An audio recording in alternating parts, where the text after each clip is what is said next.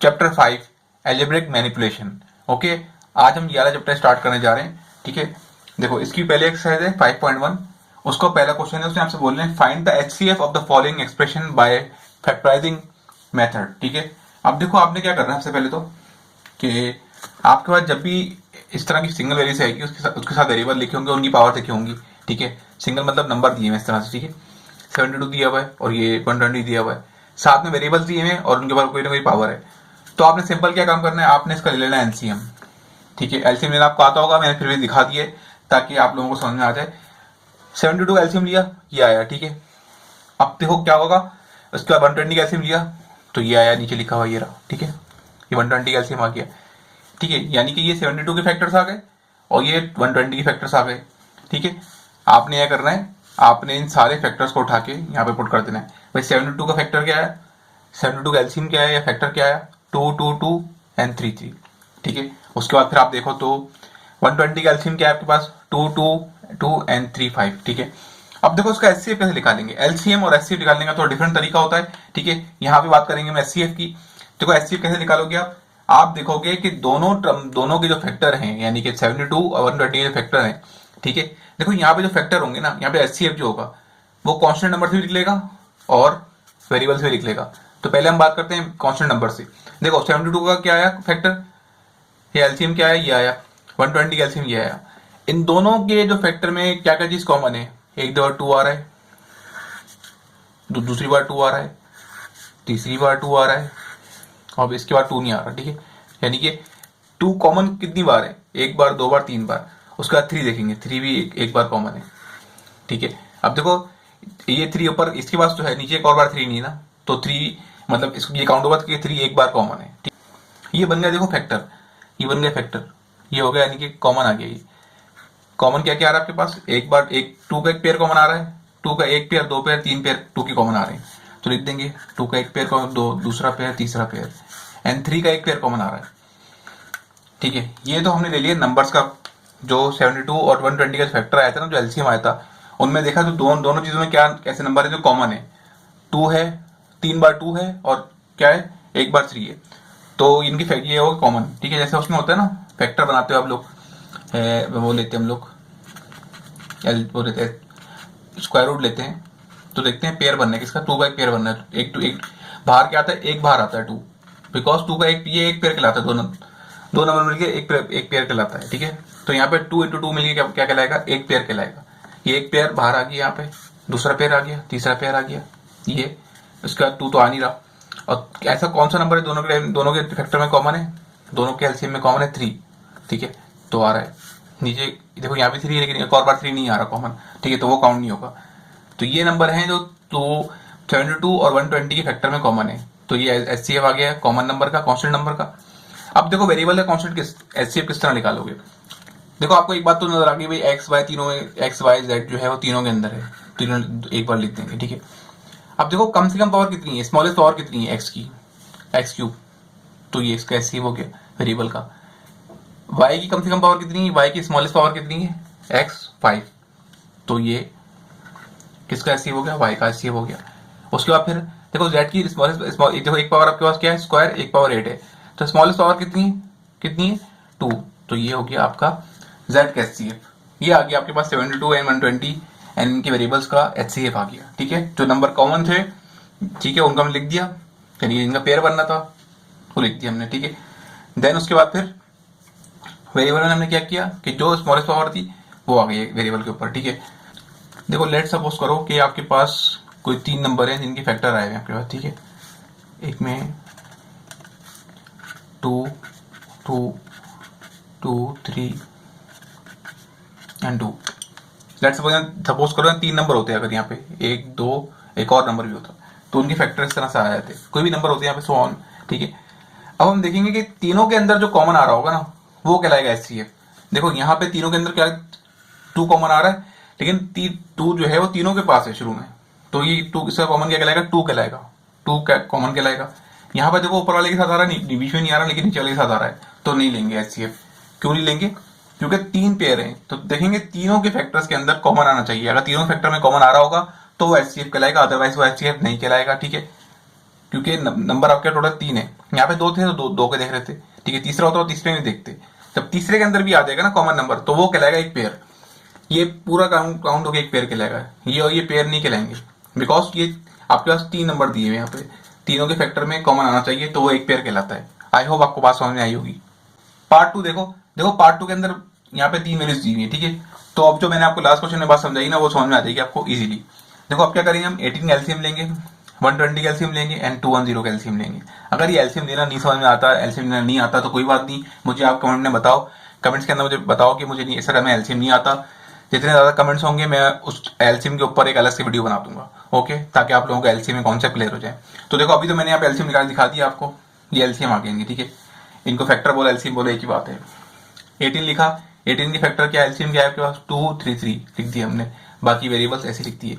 120 का एलसीएम क्या है आपके पास 2 2 2 एंड 3 5 लिख दिया हमने यहाँ पे, ठीक है। यहाँ पे इसके वेरिएबल भी लिख देते हैं जो कि ये रहे, ठीक है।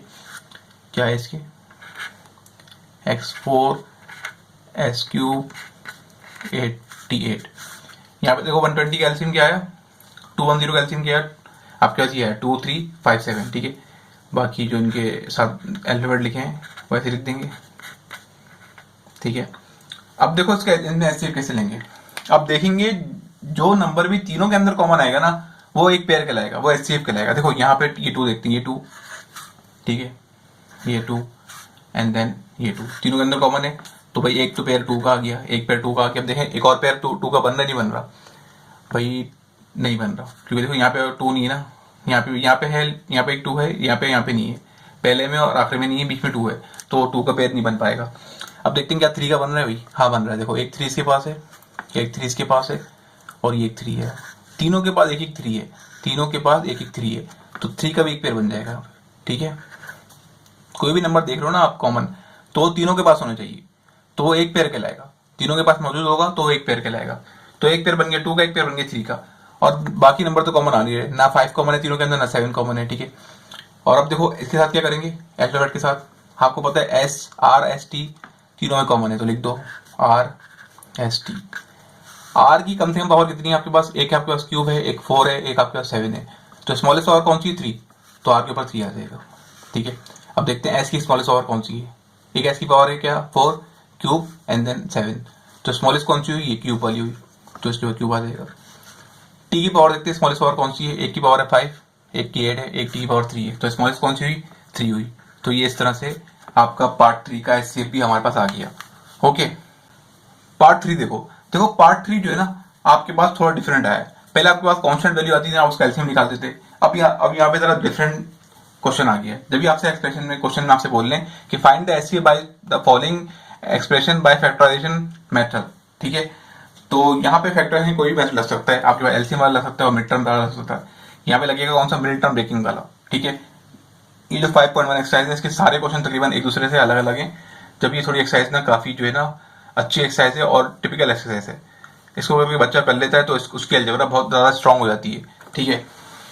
तो अब देखो यहाँ पे क्या हो रहा है, यहाँ पे आपके पास मिड टर्म ब्रेक हो रही है, ठीक है, क्योंकि क्वेश्चन दिया हुआ है स्टैंडर्ड फॉर्म के अंदर। अगर आपको लोगों को नहीं पता कि स्टैंडर्ड फॉर्म क्या होती है, मैं क्या बोल रहा हूँ मिड टर्म ब्रेकिंग, तो जाके मेरे चैप्टर नंबर 3 की वीडियो देखो, मैंने डिटेल में गाइड किया है कि एलसीएम वो मिड टर्म ब्रेक किस तरह करते हैं, ठीक है। मैं आपको बता देता हूँ यहाँ पे शॉर्ट फॉर्म में। देखो यहाँ पे क्या लिखा हुआ है, एक्स स्क्वायर के पास 1 लिखा हुआ है ना, ये 1 हो जाएगा, इससे 18 से हो जाएगा, क्या आंसर आएगा 18 आंसर आएगा। अब आपको दो नंबर ऐसे लेके आने, इसको प्लस माइनस करें तो क्या आंसर आए 3 आए, मल्टीप्लाई करें तो क्या आंसर है 18 है आपके पास, ठीक है। तो आप क्या करोगे, उस 18 का ले लोगे एलसीएम, ठीक है, उस एलसीएम लेने के बाद आप फैक्टर बनाओगे, ठीक है। तो कौन से नंबर है इसको 2 बार करने में, जिसको करने में मल्टीप्लाई करने में 18 आ जाए, प्लस माइनस करने में 3 आ जाए, तो एक आपके पास 6 और 3 है, ठीक है। मैं दिखा देता हूँ यहाँ पे, एक काम करता हूँ। पहला नंबर देखो यहाँ पे अक्सर 1 लिखा होता है, ठीक है। अगर यहाँ कुछ भी लिखा होगा 2 लिखा होता है तो 2 18 से होता है, यहाँ पे 1 लिखा हुआ है 1 18 से हुआ, क्या आंसर है आपके 18 आएगा। तो 18 का ले लोगे आप एलसीएम ले लोगे, ठीक है। 2 9 जा, ठीक है, 3 3 जा एंड 3 1 जा, ठीक है। अब इन 3 नंबर की हेल्प से आप 2 नंबर प्रोड्यूस करोगे, जिसको प्लस माइनस करें तो क्या आ जाए 3 आ जाए, मल्टीप्लाई करें तो 8 आ जाए, 18 आ जाए, ठीक है। तो मैं ये करता हूँ, मैं ऊपर से 2 नंबर ले लेता हूँ, पहले नीचे से 1 नंबर ले लेता हूँ, या आप चाहो तो नीचे से 1 नंबर लेके देख सकते हो, ऊपर से 1 नंबर लेके 1 नंबर लेके देख सकते हो, ठीक है। पहले लेकिन ऊपर से 2 नंबर लेने, फिर नीचे से 1 नंबर लेना है, इस तरह करना होता है। ठीक है, मैं इसलिए बोल रहा हूँ जाके चैप्टर नंबर 3 मेरे देखो, जाके मेरे चैनल पे अपलोड है, चैप्टर नंबर 3 की सारी एक्सरसाइज देखो जाके, आपको समझ में आ जाएगा किस तरह से ये मिड टर्म ब्रेक होती है। देखो 2 3 का आंसर आएगा 6 आएगा, एंड 3 ही बचा आपके पास। देखो क्या इसको मल्टीप्लाई करने पे आंसर आ रहा है 18? हाँ आ रहा है भाई, 18 तो आ रहा है। क्या इसको प्लस या माइनस करने पे -3 आ रहा है? हाँ आ सकता है -3। देखो मैं प्लस की साइन लगाऊंगा 3 की, माइनस की लगाऊंगा 6 की, इस तरह क्या होगा, माइनस भी हो जाएगा और साइन कौन सी आएगी, बड़े नंबर की साइन आ जाएगी -3, क्योंकि हमें -3 चाहिए ना, इसलिए मैंने माइनस साइन बड़े नंबर के साथ लगाई। लेट्स सपोज हमें इस तरह बोलता है ये, हमें बोलता +3 चाहिए, +3 चाहिए होता हमें, तो मैं क्या करता, छोटे नंबर की साइन क्या लगाता, माइनस, बड़े नंबर की प्लस लगाता। इससे क्या होता, क्या आंसर आपके पास माइनस भी होता और आपके पास जो आंसर आता वो प्लस में आता। ठीक है, तो बड़ा साइन का बड़ा ध्यान रखना। ठीक है, देखो मैं लिख दिया बीच के अंदर, तो -6 एंड +3, ये आपके पास हो गई 3 की मिड टर्म ब्रेकिंग। ठीक है, मिड टर्म ब्रेकिंग हो गई आपके पास। यहाँ से कॉमन क्या आ रहा है, x कॉमन आ रहा है, कम से कम पावर कितनी है आपके पास, 1x की, तो 1 बाहर आएगी। यहाँ पे 2x है, 1x बचेगा। यहाँ पे 6 के पास 1x है, आपने बाहर ले लिया तो 6 बचेगा। देखो यहाँ से अल्फाबेट, यहाँ पे अल्फाबेट तो कॉमन नहीं है। कौन सा ऐसा टेबल है इसके अंदर 3 भी आता हो 18 भी आता हो, तो भाई वो टेबल है 3, तो बाहर 3 लिख दिया हमने, तो यहाँ पे 3 कॉमन लिया तो x बचेगा। अब 3 के टेबल में 18 कब आता है, 3 6 से 18 आता है। ठीक है, मिड टर्म ब्रेकिंग की एक निशानी ये है कि आपके पास 2 ब्रैकेट सेम आएंगे, अगर सेम नहीं आ रहे समझ जाओ आपने कुछ क्वेश्चन करने में गड़बड़ की है। ठीक है, मिड टर्म ब्रेकिंग में 2 ब्रैकेट सेम आना जरूरी है। अब देखो क्या करेंगे, जो ब्रैकेट 2 दफा लिखे होंगे 1 दफा लिख दोगे, और जो बाहर वैल्यूज लिखी ना ब्रैकेट की, ये जो बाहर लिखी हुई वैल्यूज, इनको एक जगह कर दोगे। ये हो गया इस क्वेश्चन का, इस क्वेश्चन का फैक्टर बन गया। ठीक है, ये हमने कर दिया, इस क्वेश्चन को फैक्टराइज कर दिया। अब इसकी बात ये, यहाँ पे इस क्वेश्चन में x स्क्वायर के पास क्या लिखा, 1 लिखा हुआ है, तो ये हो जाएगा किससे, 6 से, तो क्या आंसर आएगा आपके पास, 6 आंसर आएगा। 1 6 6 होता है, 6 का एलसीएम लोगे तो क्या आएगा, 2 and 3 आएगा। ठीक है, ये देखो 6 लिखा, 2 3 3 1। ठीक है, अब आपको क्या करना है, दो नंबर ऐसे लेके आए, इसको प्लस माइनस करें तो 5 आए, मल्टीप्लाई करें तो 6 आए, तो कौन से नंबर है, 2 and 3 है, साफ साफ दिख रहा है, क्योंकि 2 और 3 को प्लस करो तो क्या आंसर आएगा, 5 आएगा, और इसको मल्टीप्लाई करो तो क्या आंसर आएगा, 6 आएगा। देखो अब मैं बताता हूँ, अगर आपसे बोलते हैं -5 लेके आओ, ठीक है, तो आप क्या करते, देखो तो ये करते आप कि ये जो 2 है ना आपके पास, ये 2 की साइन रखते हैं, -3 की साइन माइनस रखते, तो आंसर आपके पास क्या होता है, -5 आता। ठीक है, ये मिड टर्म एक हो गई इसकी। यहाँ से कॉमन क्या आ रहा है, x कॉमन आ रहा है, ले लिया बाहर कॉमन x। ठीक है, यहाँ पे 2x 1 बचेगा, यहाँ पे 1x था 2 बचेगा। यहाँ पे देखो वेरिएबल तो कॉमन नहीं है, x तो कॉमन नहीं है। ऐसा कौन सा टेबल है जिसके अंदर 3 भी आता हो और 6 भी आता हो, तो 3 का टेबल है, तो 3 बात लिया यहाँ से x था, देखो यहाँ पे x था, यहाँ पे 3 था, 3x था ना, तो x बचेगा। अब 3 टेबल में x का बाद 6 कब आता है, 3 2 6 आता है, तो यहाँ 2 बचेगा। ठीक है, देखो दोनों ब्रैकेट सेम है, इसका मतलब हमने बिल्कुल सही किया है मिड टर्म ब्रेकिंग। जो ब्रैकेट 2 दफा लिखे हुए होंगे 1 दफा लिख दो, और जो ब्रैकेट के बाहर वैल्यूज लिखी हुई है उनको एक जगह कर दो। अब बात है ये है कैसा इसका एचसीएफ कैसे आएगा। देखो इसके एचसीएफ ऐसे आएगा कि आपके पास जो 2 टर्म दी हुई आपने उनका फैक्टर निकाला। ठीक है, अब यहाँ पे देखो इनके फैक्टर क्या है, देखो यहाँ पे देखो इस एरिया में कौन सा ब्रैकेट कॉमन है, x+3 तो ये हो जाएगा इसका HCF, x+3 is the HCF of part 3। ठीक है, आई होप आपको समझ में आया होगा कि मैंने किस तरह की है। ठीक है।